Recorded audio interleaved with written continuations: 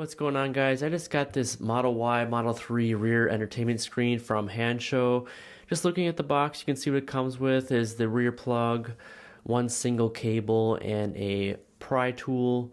They also send you a USB-C to USB-A converter should you need it to charge your phone.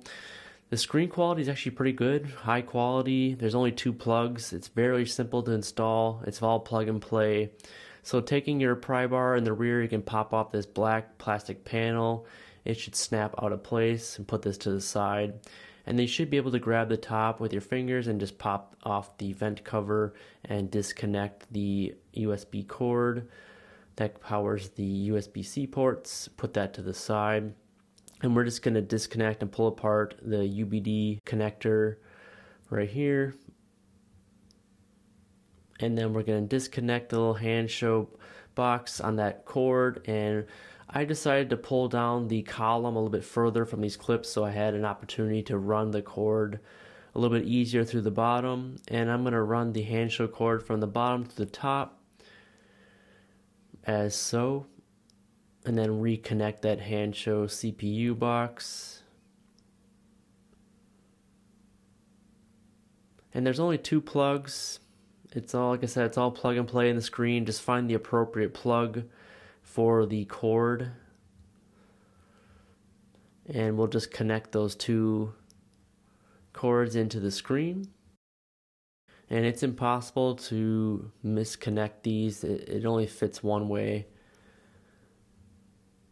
And then we're going to neatly tuck the cables around the screen and also connect this end cable to the main OEM Tesla plug we disconnected earlier. Tuck that in and then wrap the cords around the screen like I said earlier, and it just snaps into the center console in the rear, making sure it clicks into place.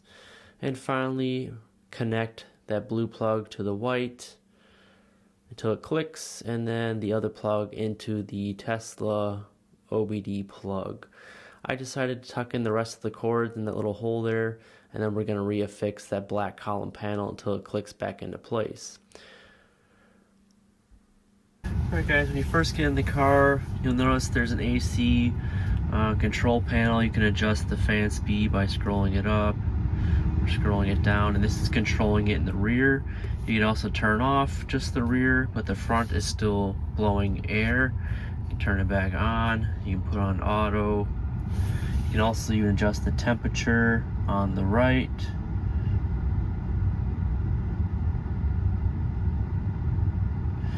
And it has, of course, your dog and cat mode. There's even a child lock option should you want to enable that feature.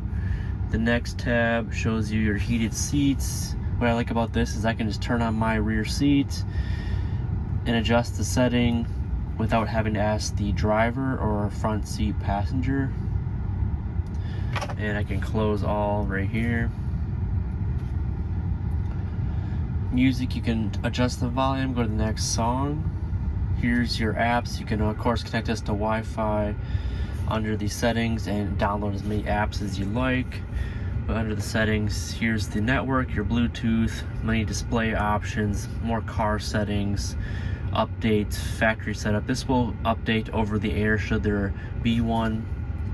And of course you can click any of these apps to watch videos.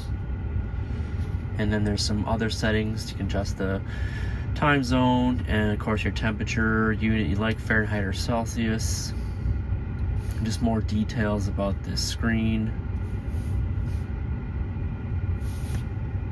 I think the big thing I like about this is, of course, you can adjust your own temperature, adjust the fan. It is blowing quite a bit of air out these rear vents, and you can adjust these to go down, left, or right towards your face.